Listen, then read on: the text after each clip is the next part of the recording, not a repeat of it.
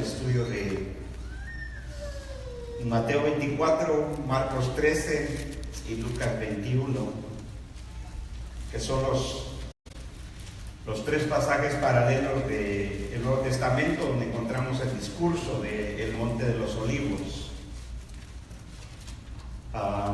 Este discurso, decíamos en el estudio pasado que es el discurso más largo, el discurso profético más largo, aparte del libro de Apocalipsis, que tenemos en el Nuevo Testamento y que nuestro Señor Jesucristo enseñara,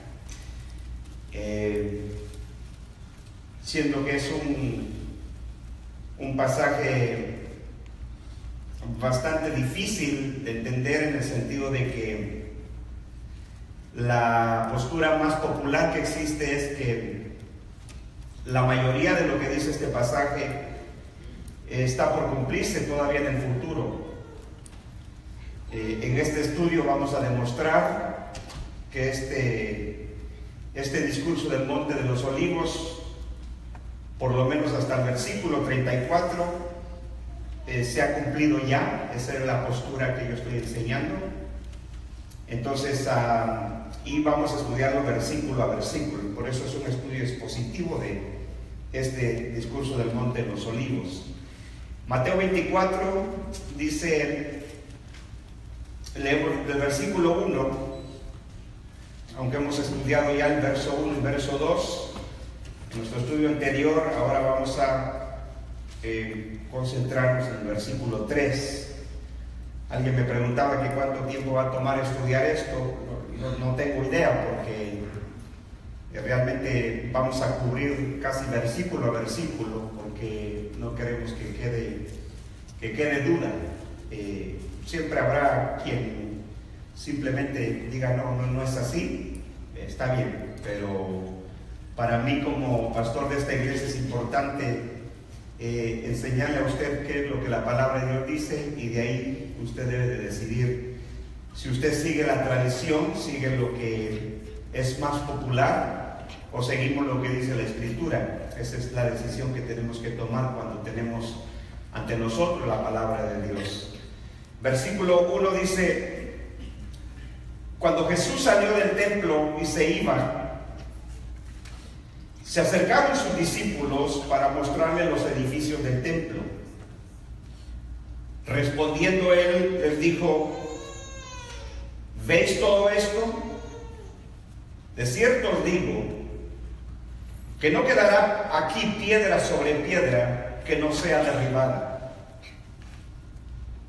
Y estando él sentado en el Monte de los Olivos, los discípulos se le acercaron aparte, diciendo: dinos, ¿cuándo serán estas cosas? ¿Y qué señal habrá de tu venida y del fin del siglo? Una vez más, versículo 3 dice: y estando él sentado en el Monte de los Olivos, los discípulos se le acercaron aparte o en privado, diciendo: dinos, ¿cuándo serán estas cosas? ¿Y qué señal habrá de tu venida y del fin del siglo? Hasta ahí leemos. Pueden sentarse, por favor, hermanos.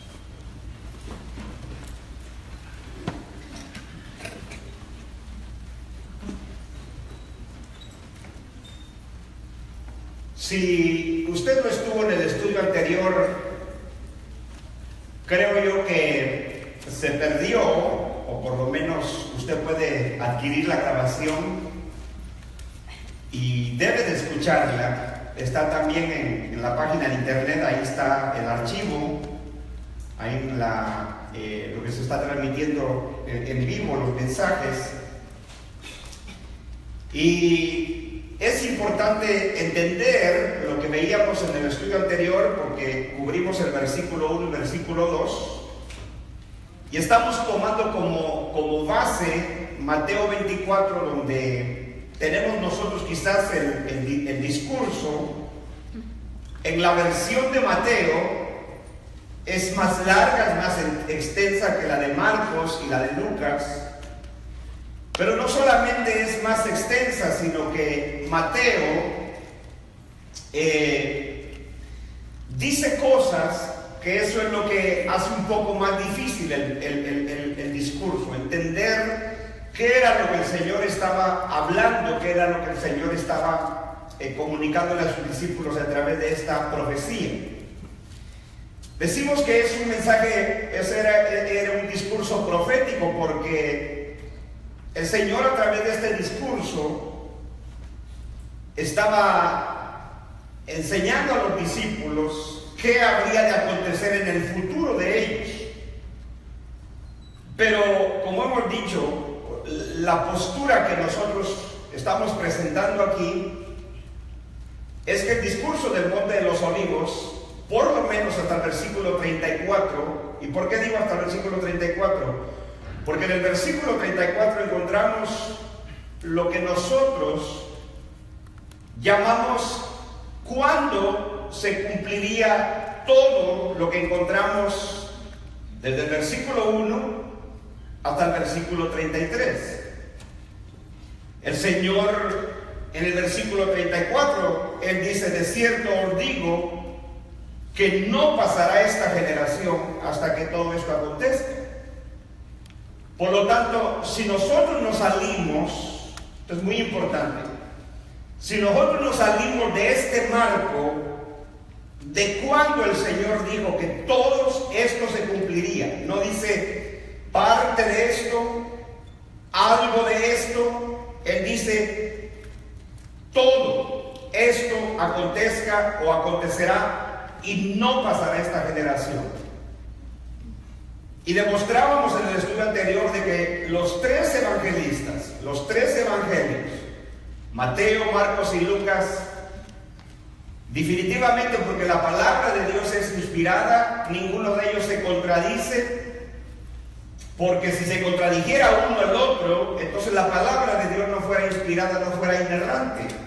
En otras palabras, la Biblia contenería errores porque uno diría una cosa, el otro diría otra cosa. Entonces la Biblia no sería sin error, tendría errores, pero eso está alejado de la realidad. La palabra de Dios es sin error, porque es la palabra de Dios. Los tres evangelios concuerdan en decir que todo lo que el Señor dijo en el discurso del Monte de los Olivos se cumpliría en la generación a la cual nuestro Señor estaba hablando. Por eso Él utilizó el adjetivo esta.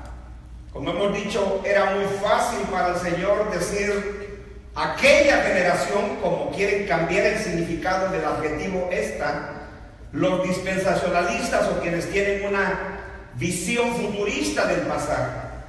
El Señor simplemente pudo haber dicho aquella o esa generación que viva en ese momento, pero Él está diciendo esta generación.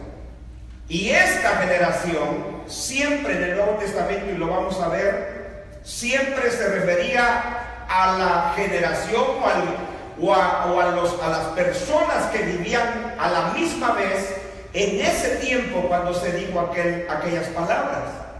En otras palabras, el Señor está diciendo que los contemporáneos a los que Él está hablando, a los que de quienes Él está hablando y a quienes Él está diciendo esto, que es a los discípulos, ellos serían testigos de los eventos los cuales Él está enseñando en este discurso. Entonces, ahora, veíamos nosotros varias cosas que no debemos de olvidar, pero la más importante, diría yo, es que nosotros cuando estudiamos este pasaje, o cuando estudiamos cualquier otro pasaje de la Escritura, tenemos la tendencia, y eso es lo que yo no quiero que a usted le ocurra, y por eso yo estoy aquí para estudiar con usted, y siempre recordarle de qué está hablando el Señor aquí. Tenemos la tendencia a olvidarnos de lo que acabó de decir el Señor o el escritor inspirado. Tenemos la tendencia a simplemente leer el versículo que estamos leyendo y olvidarnos de cuál es el tema, de lo que está tratando, la audiencia a la que está hablando, y entonces cometemos esos errores de interpretación que el día de hoy son tan comunes. Ahora, en el versículo 1 y versículo 2 de Mateo, y en el versículo 1 y versículo 2 de Marcos 13, y en el versículo 5 y 6 de Lucas 21, tenemos los mismos elementos. Versículo 1 y 2, observe su Biblia, dice: cuando salió Jesús del templo y se iba, se le acercaron sus discípulos para mostrarle los edificios del templo. Si usted vuelve al contexto, y dijimos que uno de los principios de interpretación para entender el pasaje es el contexto. El contexto, es decir, ¿qué es lo que está tratando? ¿Qué es lo que está hablando el Señor aquí con sus discípulos? Recuerde usted que si usted regresa al capítulo 23, el Señor pronunció contra los fariseos y los escribas y los judíos de aquella época, incrédulos y rebeldes, los 7 ayes de acusación contra ellos que tenemos en Mateo 23. Por eso decíamos que Mateo fue bastante duro con sus compatriotas, porque él presenta los 7 ayes que el Señor pronuncia contra los fariseos y escribas. Marcos y Lucas lo hacen más breve la acusación, pero Mateo es más extenso. Ahora, un elemento importante es que Marcos fue el evangelio que primero se escribió de los 4. Por lo tanto, la historia o la tradición dice que Mateo y Lucas se ayudaron para redactar su evangelio o la versión de su evangelio basado en Marcos. O sea que si uno quiere ponerlo en este término, Marcos es el primer evangelio escrito de los 4, y Mateo y Lucas se ayudan del escrito de Marcos, aparte de los elementos que ellos reúnen para escribir sus evangelios. Entonces, recuerden, solamente este pasaje se encuentra en 3 de los evangelios. Es lo que se llaman los evangelios sinópticos. ¿Por qué sinópticos? Porque el contenido de esos 3 evangelios es similar. Tienen básicamente la misma estructura, a diferencia de Juan, que Juan está enfatizado en otro elemento, o en el elemento de la divinidad de nuestro Señor Jesucristo. La audiencia, Mateo enfoca su evangelio en el judío, en los judíos, en sus compatriotas. Mateo es judío, escribe para judíos. Eso no significa que no escriba para todos, pero su enfoque de él es a la audiencia judía. Marcos escribe más para los romanos. Él tenía en su mente, cuando escribía el evangelio, en los creyentes de Roma. Lucas, siendo él un gentil, porque Lucas no era judío, él escribe más para la gentilidad, para el pueblo gentil, para el creyente gentil. Por eso es de que el vocabulario, vamos a darnos cuenta que las frases utilizadas por Mateo no son las mismas. Las de Mateo son similares a las de Marcos, pero Lucas utiliza un lenguaje distinto al de ellos, porque Lucas utiliza el lenguaje de gentil para gentiles. Usted sabe que aún en el mismo país, de estado a estado, de departamento a departamento, tenemos diferentes expresiones, diferentes palabras para ciertas cosas, pero que son expresiones que son propias de nuestra cultura o de nuestro pueblo, de nuestro lugar de origen. Es lo mismo que ocurre cuando Mateo escribe para los judíos, Marcos escribe para los romanos, Lucas para los gentiles, y Juan, que él no es el que registra este discurso del Monte de los Olivos, él escribe más para una audiencia griega, para la cultura griega, para los creyentes griegos. Por eso en Juan tenemos nosotros expresiones que no tenemos en ningún otro evangelio, como por ejemplo cuando Juan se refiere al Señor como el Logos, ¿verdad? La palabra, en el principio era el verbo en español, está en español, pero en el griego es Logos, no tenemos esa expresión en los otros 3 evangelios. Porque el logos era una expresión griega, era una palabra griega para griegos que entendían los griegos. Entonces, esto es importante porque cuando comparamos nosotros Mateo, Marcos y Lucas sobre el relato del Monte de los Olivos, nos daremos cuenta que pareciera ser que Mateo dice cosas que son diferentes a lo que Lucas y Marcos dicen. Entonces, cuando vemos el versículo 3, leámoslo una vez más. Dice: y estando él sentado en el Monte de los Olivos, escuche esto. Recuerden que el Señor salió del templo, ¿verdad? En el capítulo 22 y 23 lo vemos entrando al templo. En el capítulo 21 él entra en aquella entrada triunfal a Jerusalén en el burrito, entra al templo, enseña en el templo, hace milagros en el templo, pronuncia los 7 ayes de juicio contra los judíos o fariseos y escribas. Y cuando él sale del templo, no solo sale físicamente, sino sale en razón de que Dios se había apartado de ese templo, porque les había dicho: vuestra casa, o sea el templo, os es dejada desierta. Eso le impactó a los discípulos. Ese es el contexto del pasaje, que cuando el Señor le dice: he aquí, vuestra casa es dejada desierta, se lo dice a los fariseos y escribas. Les digo, todo esto, la sangre de los profetas, la sangre de los siervos de Dios, y por supuesto el gran pecado de Israel por haber matado al Señor y haberlo rechazado, era la venganza que Dios traía sobre Jerusalén, sobre la ciudad de Jerusalén, conocida como la que mataba a los profetas de Dios. Es por eso que el Señor les dijo: vuestra casa os es dejada desierta, y de cierto les digo que todo esto vendrá sobre esta generación. Se lo dijo a los fariseos y escribas. Entonces, el discurso del Monte de los Olivos se da en razón de que el Señor abandona el templo. Cuando salen del templo, es que los discípulos le dicen al Señor, verso 1: Señor, mira estos grandes edificios. Dice, para mostrarle los edificios del templo. Marcos dice, maestro, Marcos dice que fue uno de los discípulos que le dijo: maestro, mira qué piedras y qué edificios. Lucas dice que le dice: mira el templo adornado con hermosas piedras y ofrendas votivas. Entonces vemos nosotros que cuando ellos van saliendo del templo, uno de los discípulos, y algunos de ellos se le acercan, pero uno de ellos hace la pregunta, dice Marcos, no la pregunta, sino le está enseñando al Señor: mira qué piedras y qué edificios. Entonces cuando ellos van saliendo del templo, el Señor les responde o les dice: mas él respondiendo les dijo, verso 2, estoy leyendo Mateo 24:2, ¿veis todo esto?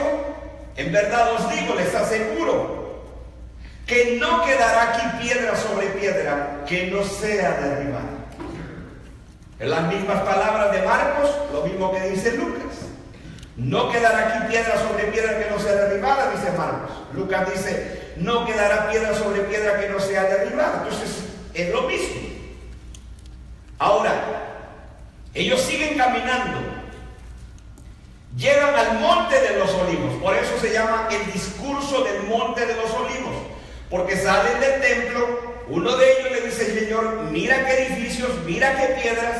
El Señor les dice: les aseguro que no quedará piedra sobre piedra que no haya sido derribada. Ya ellos traían el impacto de las palabras del Señor que le dijo a los fariseos: vuestra casa son dejada desierta, abandonada, desolada. Eso significa desierto. Entonces ellos traen en su mente aquello. Por eso cuando salen del templo, uno de ellos le dice: Señor, mira qué edificios y mira qué piedras.